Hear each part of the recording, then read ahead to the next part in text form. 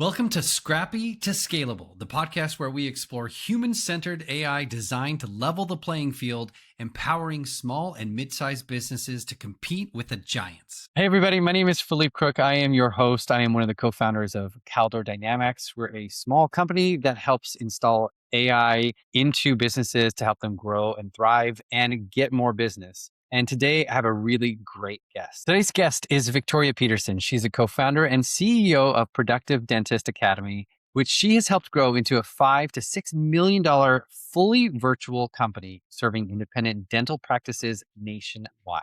Victoria's path spans dental hygienist, owner of 5 practices, and the leader of an Inc. 5000 recognized company. This conversation is not just for dentists. It's for any founder navigating growth, failure, transitions, and scaling without losing themselves in the process. As an owner, you don't really know when that time is going to come. But what I do know is that you can put down a strategy that will help you not only live your best life today, but have the freedom to live your best life into your tomorrows. Victoria, I'm so glad to chat with you. We had a really interesting intro call before we did this. I'm really glad that you're on the podcast. Thanks for joining us. I'm excited to be here with you. And as we say in Hawaii, aloha. I'm so jealous that you're in Hawaii. It's one of my favorite places. And you're on the Big Island, is that right? I am. Yeah, we purchased a home here in the real estate crash around 2010 and came over snowbirding. And then when the pandemic came in 2020, we were here and we're stuck on an island. We haven't gone home yet. I mean, that's kind of a perfect scenario. But that brings me to my first question. Like, how did you get to the place where you're at? Like, tell me a little bit about your journey, your career. Gosh, I think leadership and entrepreneurship was an expectation probably from birth. My family were entrepreneurs. My grandfather was a mechanic. My dad was a mechanic. My uncle was a mechanic. They had a shop. My other uncle had the parts store. The other one had the U-Haul. We had a bus station, a gas station. And I grew up in that. So by the time I was 13, it was doing credit card reconciliation and making sure that the pumps aligned with the cash till and nobody was ripping off the company, right? And things like that. So it was always there. And at a young age, my parents, I was like president of FBLA. I love speaking and things like that. So they sent me to the Dale Carnegie, How to Win Friends and Influence People when I was 17 years old. So I'm there with like middle managers who were probably sent there by their boss to learn anger management, people skills. And so it was really kind of an eclectic start. It wasn't that I went through high school and said, I'm going to go to college and get an MBA and then enter business. I entered it very organically through experience. I think that's still how I learn best is experiential. Which I don't always recommend. That takes you through the school of hard knocks. Those of us who... I mean, that's the thing about experience is that it'll teach you one way or another, either good or bad. You're going to get it. Yeah. So those were my early roots. And I actually wanted to leave high school early. So I concocted this story about I could go to junior college. It's only 35 miles away. My senior year, I could skip the senior year, go straight to junior college and become a dental hygienist because that was one of the majors you could have. And my mom and dad seemed really interested in us having great teeth. We were always at the dentist. So I thought they're going to go for it. I'll have to tell you, Philippe, there were 400 applicants for 20 spots. Wow. I was 17 years old and I thought there's no way in heck they're going to let me in. There have to be more qualified people than someone who's, just entering, college. But by some grace of God, there I was and I got my acceptance letter. And as I'm reading it, I'm crying. And my mom is like, oh, Jean, look, she's so happy. We're all so happy. And my dad was in the military. He was in the reserves. And I thought it was a draft notice. I was so young and so naive. I did not even know that you could say no. So while I knew I wanted a business track, that took me into dentistry. that's how I got there. So I did my 2.5, 3 years and got my dental hygiene degree, worked there, 15 years clinically in cosmetic practices and Medicaid practices. I temped for a while. So I got a lot of experience about different models. And then I had something to talk about. Having speaker training when you have nothing to talk about doesn't really do you much good. So you went from not even finishing your senior year right to college, when you were 17, you got your dental hygienist degree. Yep. And then you started working immediately. And for 15 years, started working. So you have a really deep understanding of how dental office works. How did you make that transition from being an employee to driving a different type of business? That was like a 15-year journey. And by the time I reached that point in my career, I had 2 children. They were really small. They were both born preterm. And so they had a lot of needs. And I was working about 2 days a week at that point, and I missed 14 days of work that year. It's hard to miss 14 days of work when you're only working, 8 days a month. And I went to my boss and I said, I can't do this to you. I can't do this to me. I need to find something that's more flexible. And we had used a dental practice management firm to help us set up systems. I was the department lead. I actually had become her office manager when she went out on maternity leave. She was gone for 6 weeks and I became an office manager for 2 years. And then we finally replaced me as an office manager. So that gave me the back office clinical skills, but then it gave me the front office flow and scheduling. I worked with the CPA, reconciling what the practice management records said and our accounts receivables with the P&Ls and things like that. So again, it was on the job and learning. And so when I left, the consultant that had worked with our office, I was in Atlanta, Georgia at the time, called and said, we do a lot of seminars. Would you help us with our AV equipment and registration? So that was my first job in consulting. And it was the old big Ikey projectors. And I had a 5-disc CD, DVD. No, there weren't even DVDs. It was VHS tapes. So I had a VHS tape deck, a 5-disc CD player, and a list of the CD. I'm trying to remember the language, like the disc number and the song number for the playlist of when I was supposed to play what. Oh my gosh, you're playing DJ and doing a presentation at the same time? Didn't let me present back then. I was just the DJ. I was the DJ and I handed out okay. books and I ran the wires. I was the AV crew. I was the whole AV setup with a smile, running to coffee and all of that. And I think about my 3rd seminar, I went, I should be at the front of the room. So the next time they got to a topic that I had knowledge about, I said, when you get to this point, could I come and share this story? And could I come? I think it would be helpful to the team. And they let me do it.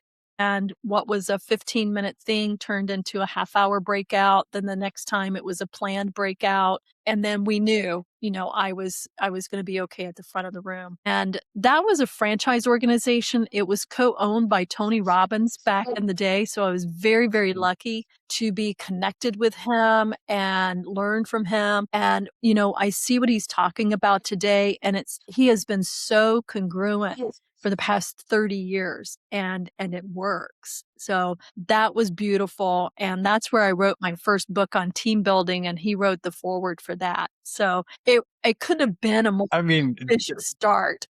That alone right there is pretty remarkable. Like he has created so many businesses and he's so influential still. Right. What did you learn most from him during that experience? What did you learn most that you can continue to bring on to your current work? There's so many things. One is to really focus on what you want. So through that and the combination of my spiritual studies, it gets you in a leadership place of your faith has to be stronger than your fear. I used to dream about him. It was like really crazy, like a mentor dream. And in one of those, he picked me up in a Jeep and he goes, man, are we going to have some fun? And he just drove off this canyon. And he's like, you got to take the leap, man. You got to take the leap. And I was at this crossroad decision. And when I woke up, I just knew I have to take the leap. That's the way you do it. So many things, but I still think what was that you took? The leap there was actually to sell my franchise and not be a part of that company anymore, and to go out on my own, because I had started developing my own content, my own voice, and I needed to go in that direction. And it was, it was a scary decision. I was part of an organization. It was respected. I had developed programs there. The Hygiene Mastery program I developed is still going today. So, there were a lot of ties there, and I wasn't really sure I wanted to do that. So that was the leap. And I think the one thing I still carry with me, and I tell everybody, is to go on YouTube or find it. You can still find Tony's 6 human needs. And if you can study how to fulfill the 6 human needs, these are like blood, like oxygen. These are the emotional needs that every human must fulfill in order, to be alive. These aren't just happiness emotions. These are life critical emotions. Study that. And study it well, because tending to your 6 human needs and tending to that of others, that's everything. What are those? I haven't seen that yet. So what are those? Do you remember what the 6 needs are? I'm putting you on the spot now. Yeah, let's see what I can remember. So the first one is love and connection. So, when babies are born, if they don't bond, with their mother, they can have failure to thrive. There's such a deep human sense of connection. And as we get older, one of the things that say impact our health is your social network, your relationships. Do you feel love? And that's the purpose of life, is to love and be loved. That's beyond a nice to have. That will decrease your lifespan. That will cause babies to not thrive if you don't have it. So love and connection. But then if you're too connected, you're almost smothered. So then you want significance, right? So, well, what makes me special? And so we go on this quest in our life of sifting and sorting. What do we like? What do we don't like? And we develop preferences. And then our preferences feed into the sense of significance. Like, my life has value because I'm recognized as a speaker, or I'm a great mom, or I'm a terrific clinician. Those are our sense of identity and significance. So those kind of pair together. The next pair is certainty and uncertainty. And all of these are counterintuitive, right? So right now, you and I are pretty certain that the roof is not going to come down on our head. Now, I live on a volcano that has active earthquakes. You live in California, so we may not be totally certain. But in this moment, Right. I don't think either one of us are worried. So that's, there's a sense of certainty, and employees need certainty. That's like one of their number one core requirements in a job, is that I have certainty that I'm going to have a job here next year. I don't think our federal workers can feel that right now. Right. So people get nervous when there's not certainty in the workplace. The other piece, though, is uncertainty and variety. Like, I don't want to do the same thing over and over and over again for 30 years. So variety is that counterpart to certainty. So there's connection and significance. There's certainty, uncertainty. And then there are aspirational emotions like growth, right? So growth and contribution. So as a human, and I just saw a video with Tony the other day, and it's a great quote. He goes, people are happy when they see progress, right? So that's something to really let land. We're happy not in the achievement of the thing. We're happy because we're progressing towards it. And that, it's interesting. I had a therapy session the other day, and I was talking to him. I was like, in most of my life, I've always been so focused on the end goal. Like, where's the destination? Where's the destination? Like, I want to get to that point, But I'm finding that as I'm getting older and older, that destination always shifts and always changes because we're continuing to grow. Right. Like, it's never going to be where, hey, I don't need to do anything else now. I've arrived, because something else comes into your life and it changes and it shifts. That journey, the progress that you're talking about, that is really the part that you need to like hone into and hold on to, right? because that's that's the thing that you can see and measure. Yeah. Whereas the destination will always change because your tastes change, your values change, your growth will enable you to see other things and different paths and different destinations. Yeah. So it's just nice to hear that again from you. It's like that path, the journey is Yeah, part of the growing. process. When we're growing, we're happy because we can turn around. Like I can turn around and look back to where I was a month ago, a year ago, 2 years ago, and measure that progress. And what we're doing is we're saying, in my growth that I recognize, where's the significance? Where was the purpose? Where was the meaning in all of that? Who was on the journey with me? What did that feel like? What memories did I create? And I can go back and see where I probably took a risk and that risk paid off. And then I'm building my own courage loops so that next time I can make even better conscious choices. That's why those of us who journal or you go on an annual retreat and you do some planning, the reflective part of that, the quiet reflection is probably more significant than the actual talking of what your plan is.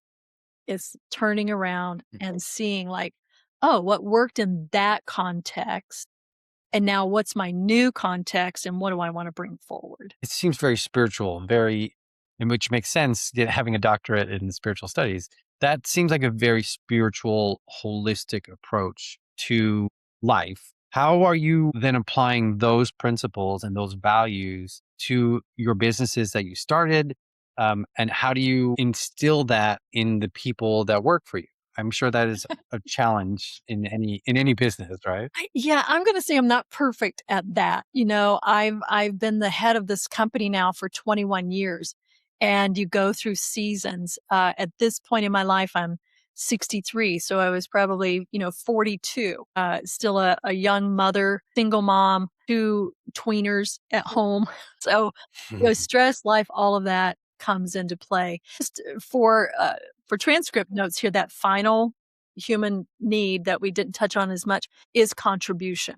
So now that you've grown and you've arrived, there's this sense of wanting to give back. I suspect you're there. Why else would you have a podcast? It's not because you're like, wow, I have some hours in my day that I like to just fill.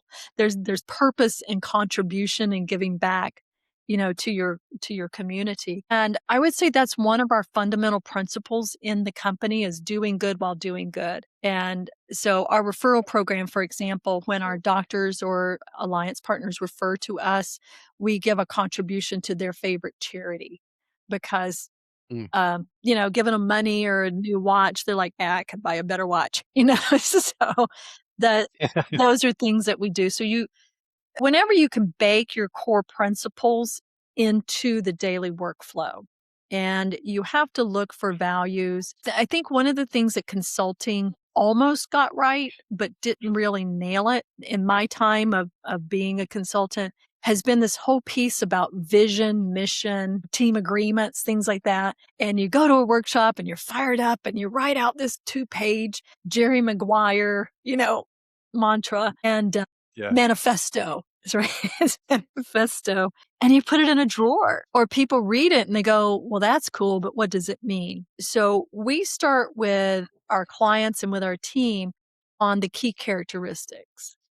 So, think of an employee that was just the best that you'd like to duplicate and clone. And how did they show up? What did you love about them? What did other people say about them? How did they describe themselves? And you start to see characteristics of, they were empathetic or they were proactive. They kept their word. They were always on time.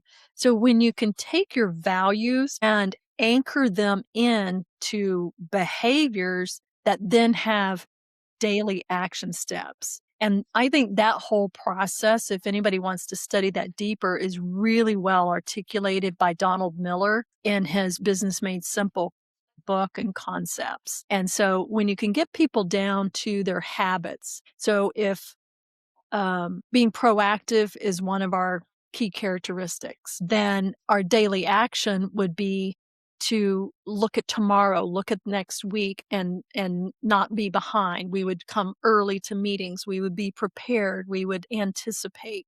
So you could get it down to simple daily actions of things like that, if that makes sense. So that's part of how we infuse this into culture, right? I think that's so true when you think about mission, vision, and values. And everyone has them. Every company should have them, I should say, Right. and most do. But you look at their values and then you see their performance. You're like, where is this value? Like, I'm not seeing that at all. Yeah. So when you're tying in those attributes and those adjectives that you want your employees and the company to reflect, I think it's a really interesting way to do that. And then you say, okay, if one of our attributes or qualities that we want is empathy, how does empathy show up in when you're making a phone call, when you're taking in a new appointment, when they're checking out?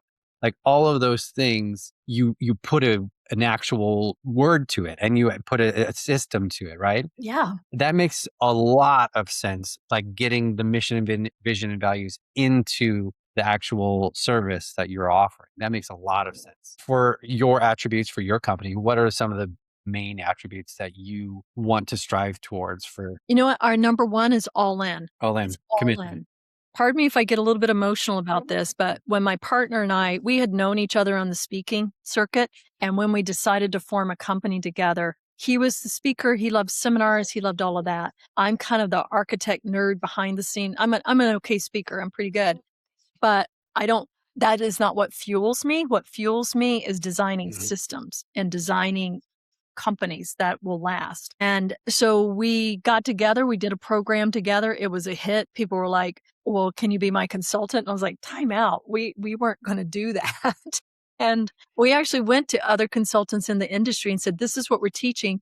We will send you all the business. We'll be your pipeline. We just want, a referral fee. We couldn't get anyone to adopt our philosophies, so we had to build it ourselves. Same thing happened with our ad agency. We built a whole ad agency because we were referring to others and we couldn't get them to adopt our philosophies. And so today, what we did was we said, well, if we can't refer it out, then let's just go all in. Bruce was sales and seminar and lead gen, and I was developing the consulting piece. And we had one agreement, and that was all in, which meant our time and effort were going to be devoted to this. Now, fast forward, 20 years, it's 2026.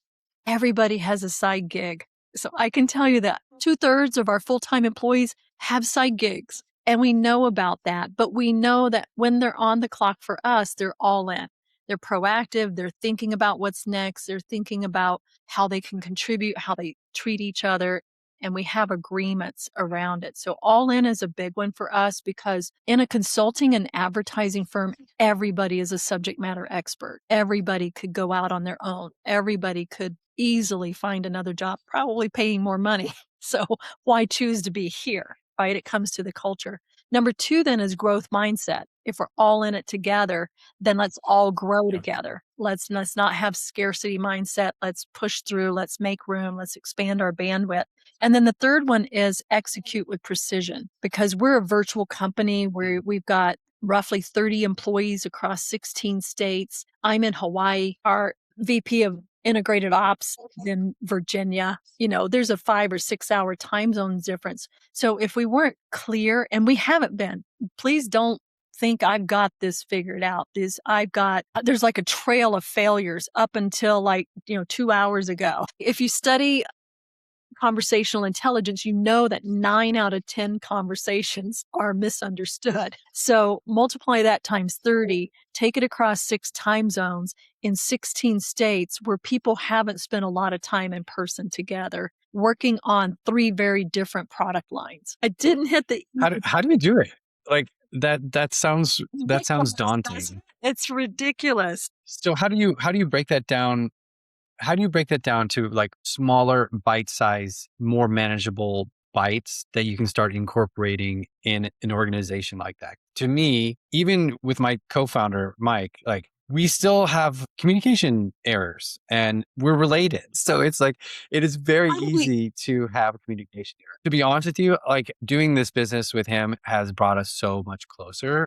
I'm cool. super, super grateful for it. And he is one of those situations where if you are super defensive and ready to like pounce back, it creates an environment that doesn't feel safe Yes. to have those conversations. Yeah. Like you have to have the security in your own self to be able to hear feedback and not be super reactive so you can actually have a really good productive conversation. And he is so good at that. I feel completely safe. Like if I could say anything about leadership, like having that security to hear feedback Yes. and not react, Yes. but actually listen is probably one of the most critical things in communication from my standpoint. I have that same view.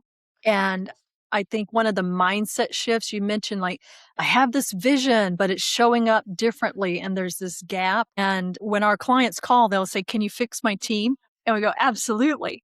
What they don't know is it starts with the leader. So the culture, this is the key here. The culture evolves at the speed of maturity of the leaders. Say that again for the people in the back, please. The culture of your business evolves with the maturity of the leaders. So what you just said is it's important as a leader to be mature enough to handle feedback, as an example, right? My co-founder, my partner, and I must be able to tackle a problem, not the person. We must know that our intentions are good, even if our words fumble, right? And so the maturity, that's why I, gained a degree in spiritual studies, because I thought there are pieces in my character that need to mature. And I would say that's true for 80% of us, because most grew up with some type of trauma, some type of inner voice that said less than or survival. Like from 0 to 18 is just pure survival. You learn how to sneak in the house and walk around when mom's upset or, on eggshells, or don't hang out with that group or this group, and the peer pressure. So all of those survival mechanisms, even if you didn't have like a huge life trauma, or something debilitating, we've all learned social survival skills from 1 to 18. And if you don't mature past that, then you're just replaying junior high your entire life. And did you hear what she said? And mine is mostly women. I was so happy when we got about half a dozen or a dozen men in the company, because the drama went way down. It went way down. Guys, I'll just say that you argue about sports, not who looked at me wrong. How do you do that as a leader? Like you have a vision, right? You have an idea of where you want to go. How do you stay secure with your vision, but be open enough to feedback to make adjustments? Because I find that's where I struggle a little bit. It's like, no, I have this vision and I don't like the way that this is going that way. So I kind of get in, buckle down a little bit. Right. How do you stay open, but still maintain your vision? Because I find that for me a challenge personally. Well, I think that question, and I didn't frame it exactly that way, but that line of thinking is what shifted me from being a business development coach or consultant into helping dentists or independently owned dentists or small business owners. And so they have not only the weight of creating precision replacement body parts, exact to the micromillimeter. This is like an amputee getting a leg, but now your tooth is amputated and I've got to fix that. Is such a highly precise career choice. So it naturally attracts people who are very OCD and detail oriented and probably ADHD. Like I can focus really long times on this, but get me out of that context and I am like a butterfly bouncing off the walls. So I'm kind of like that too. That's one of the things that allowed me to operate in dentistry.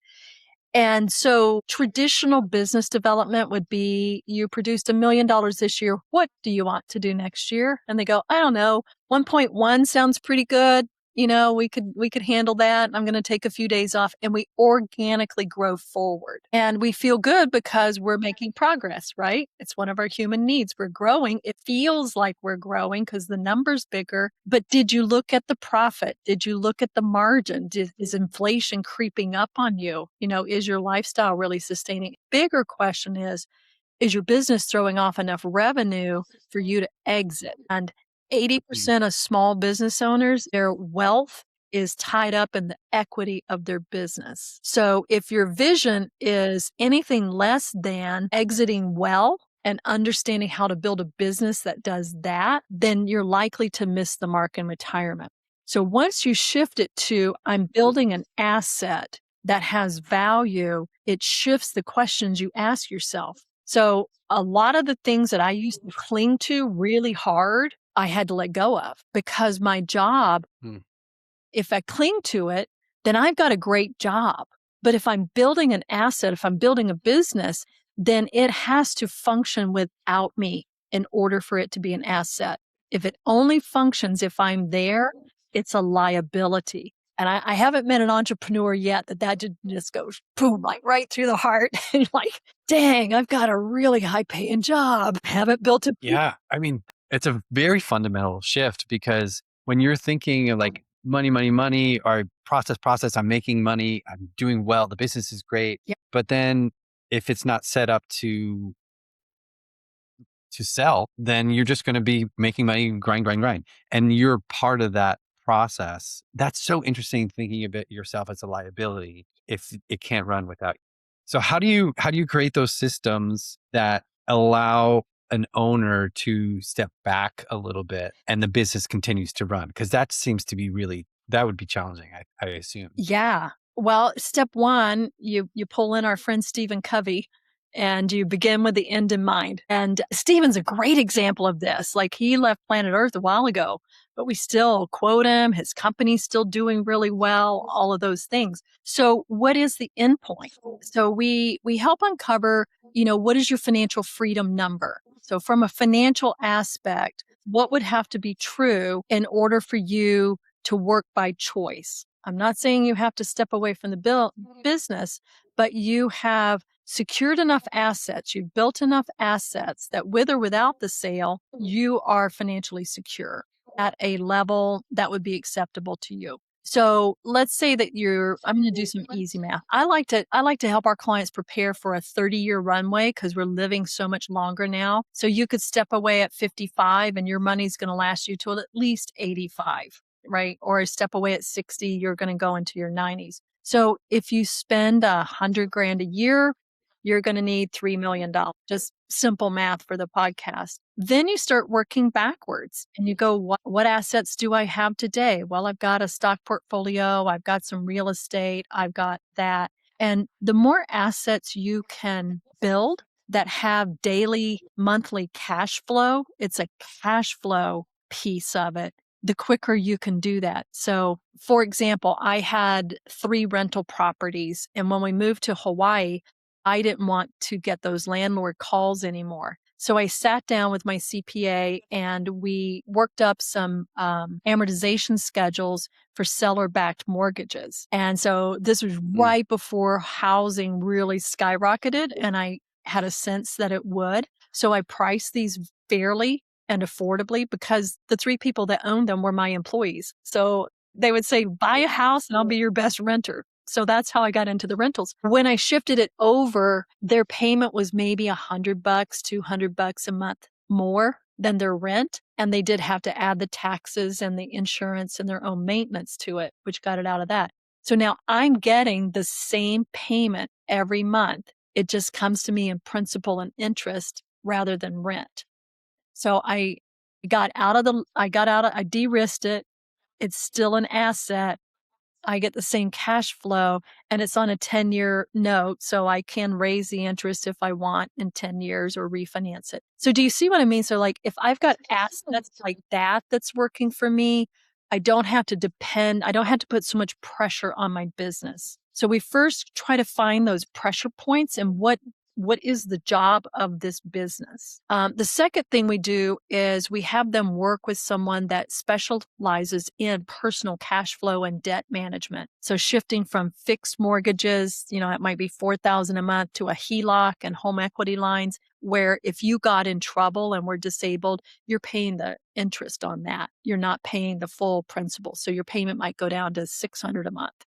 And Interesting. so I asked the question, which is easier pay if you were disabled, $600 a month or $4,000 a month? So we want to really get clear on what is the cost and what is the overhead of my lifestyle. So you can see we do a lot of that sort of planning, and we can help them get connected with estate planners and others. We don't do that kind of stuff. So this is where my certified exit planning advisor, that's, if you haven't figured out yet, learner is my number one on my Clifton strength. So when I learn it, I probably am going to end up with a certificate in it. And then we back it up. And our team built this wonderful Excel model where we can put in their collections today, their estimated EBITDA percentage today, and I can forecast over 3 different buyer types what their practice might be worth if they did a private sale, if they did a family sale, if they did a private equity sale. And then they could see how their annual growth is going to get them there. And usually it's within 5 years. They think like, I've got this $3 million gap. We can usually close that gap in like 3 to 5 years. But if I don't know, That's amazing. yeah, if we don't know the gap, we can't plan into it. And I'm going to be living my life, living on the cash flow, putting some in my 401k, crossing my fingers and hoping I'm getting there. And that's why a good 75, 80% of dentists don't retire and maintain their lifestyle. In fact, the American Dental Association just said the average retirement age went up again. So average age of your dentist now is 69 when they retire. Wow. Average age of, American factory workers is 64. So this That is shocking. yeah, the small business piece of it, if not managed well, it burns up your life force today, and it leaves you nothing in your twilight years to really draw on.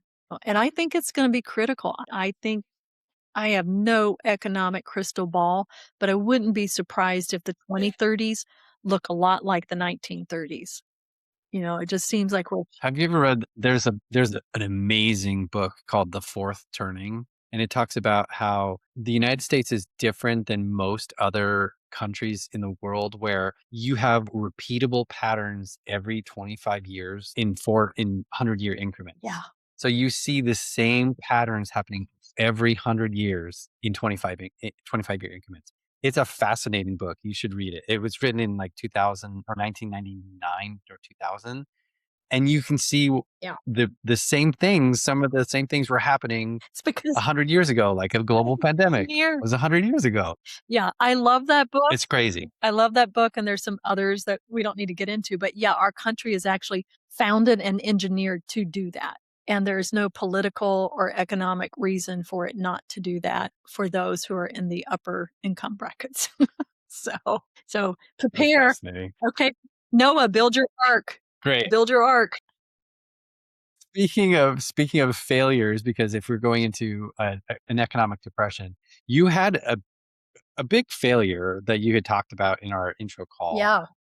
Tell me a little bit about that failure, what happened and what you learned from it, what founders should look for before they start scaling aggressively. Absolutely. So over time, our company had grown organically. We always called it member built and driven, because we knew we had capabilities, but did it really make sense to build it if we didn't have demand? So we just kept our finger on the pulse. And when the demand got strong enough to build a book of business for marketing, for example, we executed on that.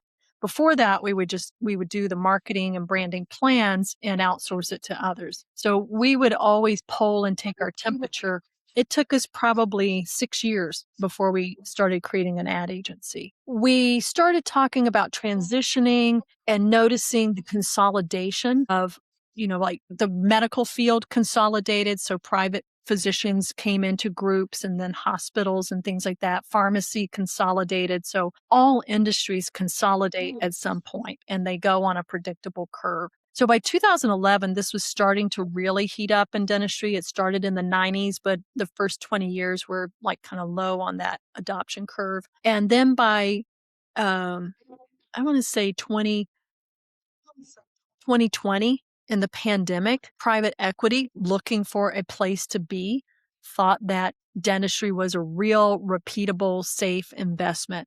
So they came in while all the dental practices were shut down for a month to 4 months. Why we weren't frontline workers, I don't know. Putting dental patients in emergency rooms is crazy. But, a lot of doctors burned out and they're just like, I'm done. I'm going to sell. So private equity came in and picked up on fire sale some of these practices. What financial people don't know is how to motivate and create behavioral change within a dental practice, some of the things we've been talking about.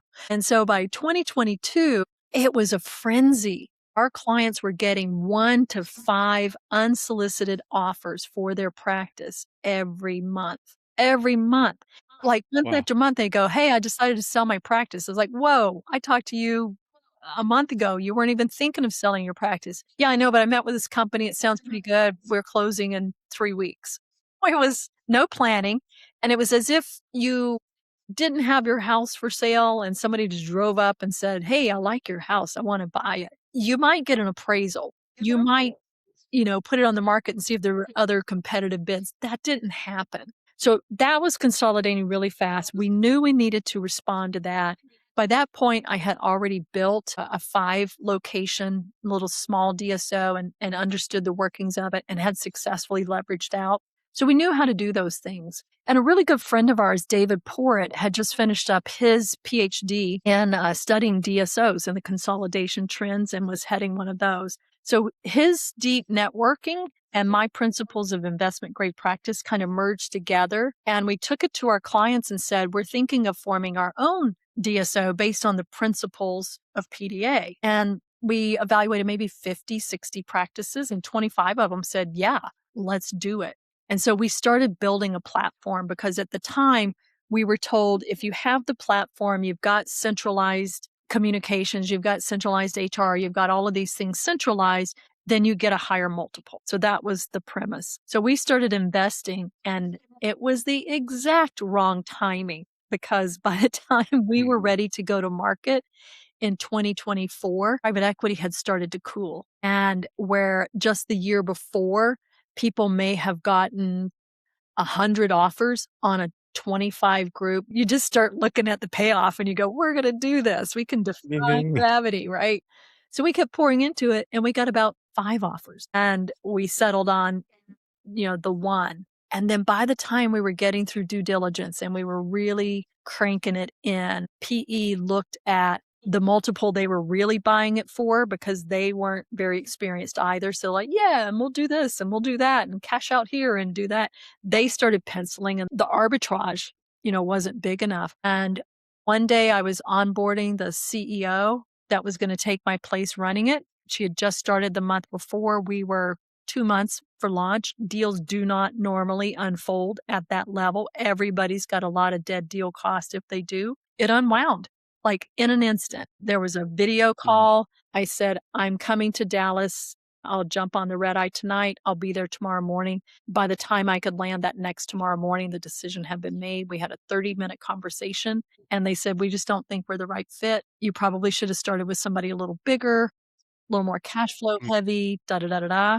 And now here we are with 50 clients that we woke up that had no intention of selling, like probably ever, because we never told them to sell and they weren't. So now suddenly they're aspiring to sell. So we immediately lost 25 clients because they activated a transition and they were all ready for it.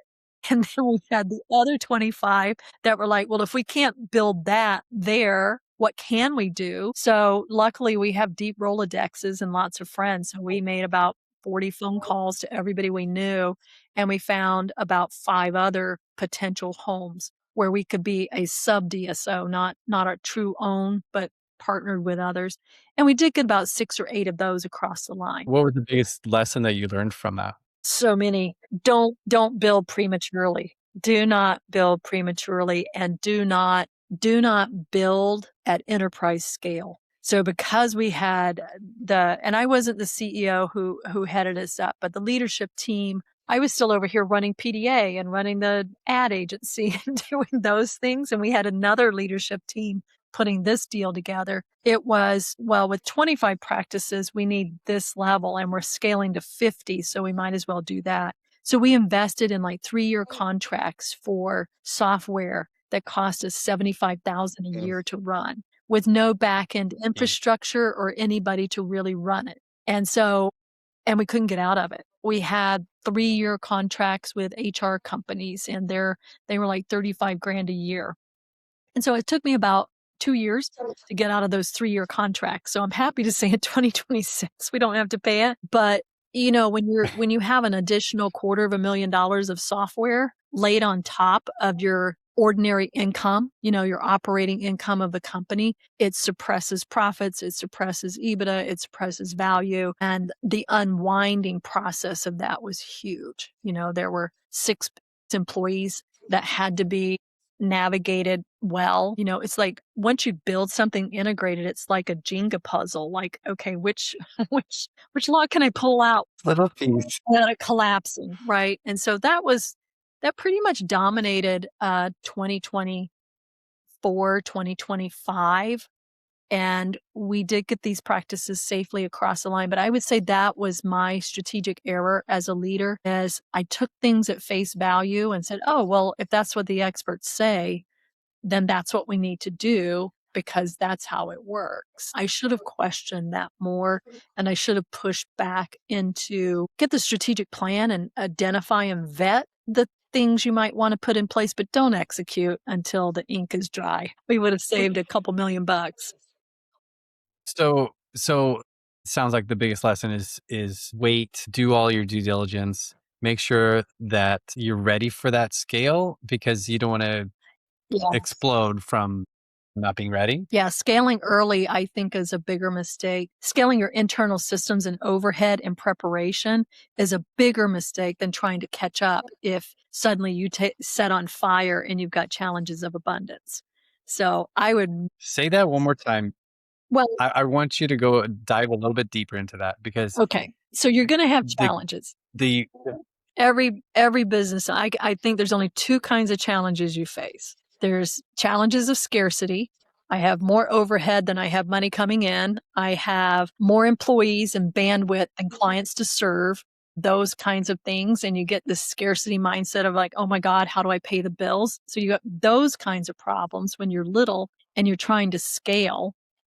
And you always hit that knot hole of I'm too big to be little, but I'm too little to be big. And I call that the knot hole in the fence. You've got to get through that. So I say plan for being bigger, but then go back to the market and test it.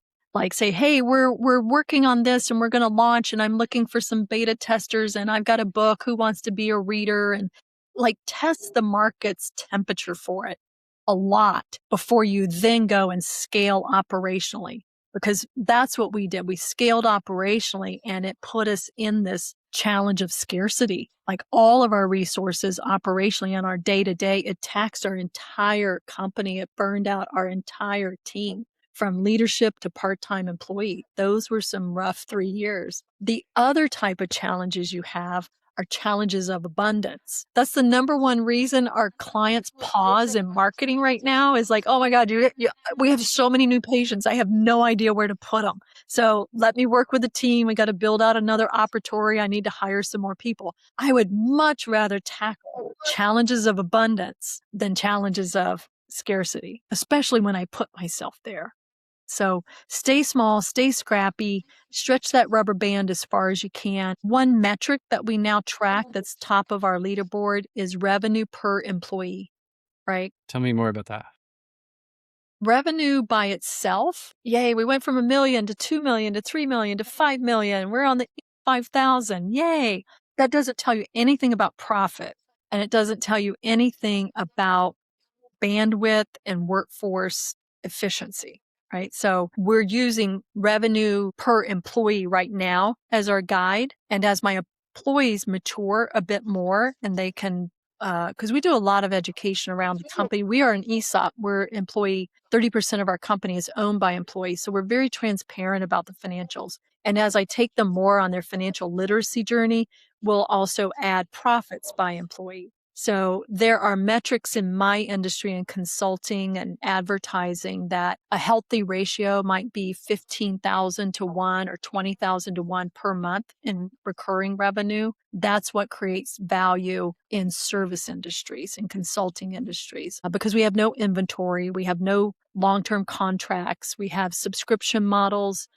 And then so our company value is how long do clients stay past their contracted term? And what are your revenues per employee? And what's your team turnover? So those sort of softer metrics are what build your equity value. So I want to get into a place where I'm solving the challenges of abundance, where my team goes, but I just took on 3 clients and how would I take on another one? And I can already hear the screaming and it's going to be fine.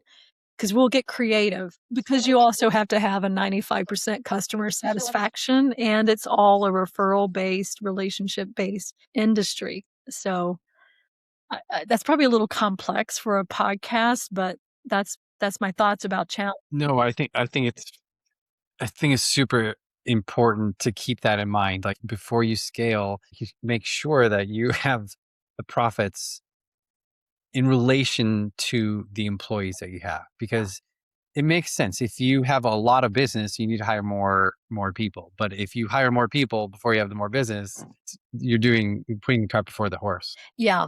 And just protect those operational revenues with your life. Don't dip into it. Let the company run. And if you're going to start something new or start a new division, plan out your working capital and plan out your plan and go, I'm going to have the discipline to say, if we get X months into it or X dollars into it, I'm just not going to buy the dream. I'm going to pull back and scale back and do something differently. Like if it's not running to plan, you have to have the courage to pause or discard or pivot. That's a popular word now. Gotta pivot. All these corporate buzzwords, right? Well, Victoria, you're an amazing woman, and I really respect the business that you created. You're kind, you're spiritual. Like I think you're a really deal. So I'm so grateful that you came on this podcast. Thank you very much for your time. Thank you, Philippe. This has been so enjoyable to meet you and to meet Mike.